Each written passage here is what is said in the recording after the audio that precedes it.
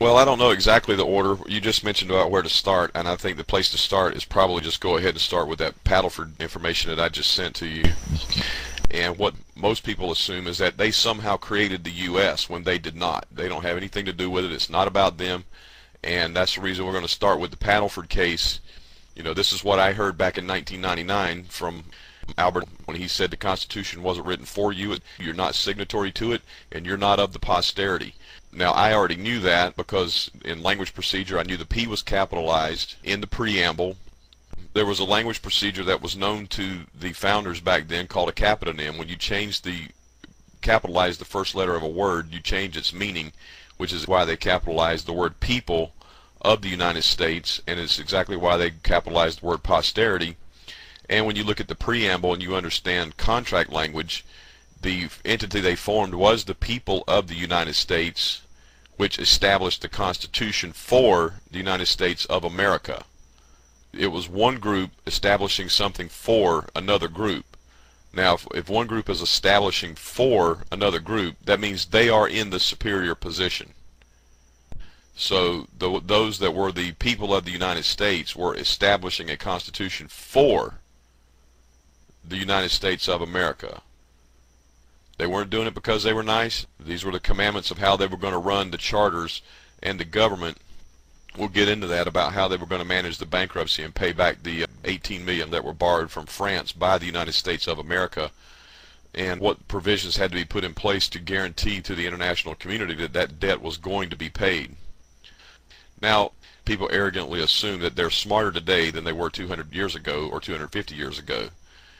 That in itself is a break in the thinking, since they will say that the public school system dumbs everyone down. Well, if it dumbs everyone down, then obviously we were included in the everyone. Correct? Anyway, Padelford case was specifically about a taxation case in 1854. The mayor and city alderman of Savannah, Georgia, was imposing inspection taxes and fees on Padelford that they protested. Padelford made an issue out of it, took it into the Supreme Court of Georgia, and this is part of the decision. The decision itself is probably 80 pages. The meat of the decision is all I really cared about. Supposing this not to be taxed for inspection purposes, has Congress consented to it being laid? It is certain that Congress has not expressly consented, but is express consent necessary? There is nothing in the Constitution which says so. There is nothing in the practice of men, or in the municipal law of men, or in the practice of nations, or in the law of nations that says so. Silence gives consent is the rule of business life. A tender of bills is as good as one coin unless the bills are objected to. To stand by in silence and see another sell your property binds you to the contract. These are the mere instances of the use of this maxim in the municipal law. In the law of nations, it's equally potent. Silent acquiescence in the breach of a treaty binds an entire nation. The breach of a treaty can be done by the head, or it can be done by someone underneath the head, but it only has to be done by one. I'm on page 35 at the top. The center of that paragraph, we're talking about how the law of nations, the municipal law, apply when it comes to silent acquiescence, because the ancient maxim of law is silence gives rise to fraud, or it gives rise to total agreement. Now, just because somebody's silent to you, you may not have standing to worry about whether or not they're silent to you. This stuff works real well in corporate dealings and contract dealings here in the U.S. among people and among corporations. It doesn't work well against the government because people are not sovereign above the government. The government is sovereign above them as United States citizens, and as state citizens, and as nationals, and as aliens, and as residents. And if you don't have political power, you have civil rights, and we'll show that in a minute about it, how civil rights are granted and how they can be taken away. Now, the principle at the bottom of these propositions is this: the states have no power. See, here we're going to go into state sovereignty, which there's this illusion that people have that being a state citizen makes them sovereign, when the word citizen itself means subject.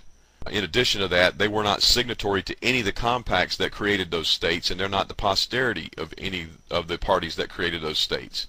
And the states themselves are not sovereign. Now the principle at the bottom of these propositions is the states have no power, by the exercise of which they can defeat all ends of government, the general government or any of those ends. But the state, by the exercise of the taxing power, can take from their inhabitants every cent the inhabitants can spare, and the state can live. See, that tells you about state subjects right there, or state citizens. The state can take everything they got. And they've confirmed this in court decisions, even up in 1995 with the Emsminger case, where they said that the United States of America surrendered all right, title, and interest to the United States. That means all these people running around claiming themselves to be Americans have no right, no title, and no interest. Well, if you have no right, no title, no interest, then you have no standing to state a claim for which relief can be granted, ever. Does that make sense to you, Ray?